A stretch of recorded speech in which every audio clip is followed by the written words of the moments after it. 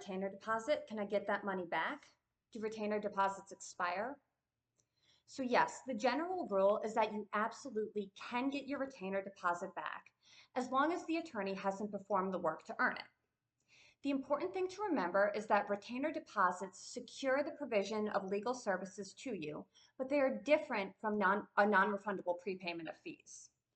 Your lawyer is ethically obligated to hold that money in trust for you in almost all jurisdictions under a specially designated account, and the lawyer cannot withdraw that money until they've actually earned it.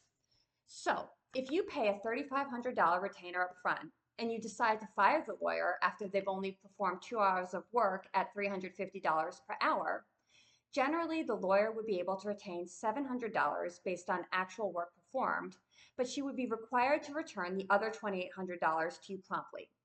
But please be sure you read your engagement letter carefully.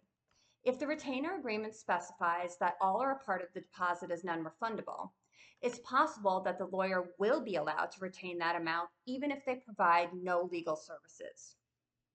You can and should ask your lawyer questions about how retainer monies are applied, what additional admin fees and expenses can be deducted, whether any portion is non-refundable, and any other issues that are confusing to you.